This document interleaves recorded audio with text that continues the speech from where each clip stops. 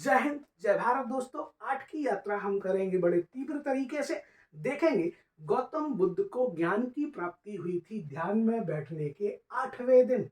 गौतम बुद्ध ने कहते हैं जन्म मरण या जीवन मृत्यु के चक्र से मुक्ति के लिए बताए थे कितने मार्ग?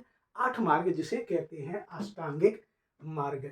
गौतम बुद्ध की मृत्यु के बाद उनके अस्थि अवशेषों पर कितने जगह स्तूप बने थे? तो स्तूप बने थे 8 जगह। सम्राट अशोक, कहते हैं मौर्य सम्राट अशोक ने अपने राज्याभिषेक के किस वर्ष में किया था कलिंग का युद्ध? तो अपने राज्याभिषेक के 8वें वर्ष में 261 बीसी में किया था उन्होंने कलिंग का महान और निर्णायक युद्ध। ध्यान रखना, वैदिक साहित्य ग्रह सूत्र में कुल कितने प्रकार के विवाहों का उल्लेख है?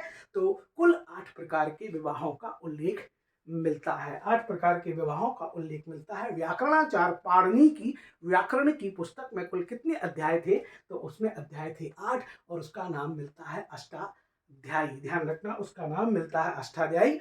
विजयनगर साम्राज्य के कृष्णदेव राय के दरबार में तेलुगु भाषा के कितने विद्वान थे? तो वो तेलुगु भाषा के विद्वान थे 8, जिन्हें कहा जाता है अष्ट दिग्गज। वल्लभाचार और उनके बेटे विठल दास के कुल कितने शिष्य थे? तो उनकी संख्या थी 8 और जिन्हें कहा जाता है अष्टछाप। ध्यान रखना, शिवाजी के दरबार में कुल कितने प्रधान थे? तो वो प्रधान थे 8, जिन्हें कहा जाता है अष्ट प्रधान। ध्यान रखना, बाल गंगाधर तिलक को कहते हैं, बाल गंगाधर तिलक को 6 वर्ष के कारावास की सजा हुई थी 1908 में। ध्यान रखना, 1937 में प्रांतीय चुनाव जब हुए थे तो उन प्रांतीय चुनावों में कांग्रेस की सरकार बनी थी 8 राज्यों में। और 1942 में गांधी जी ने भारत छोड़ो आंदोलन की शुरुआत की थी कितने अगस्त को? 8 अगस्त 1942 को। तो ये था संक्षिप्त में हमारा अष्टम या 8। जय हिंद, जय भारत।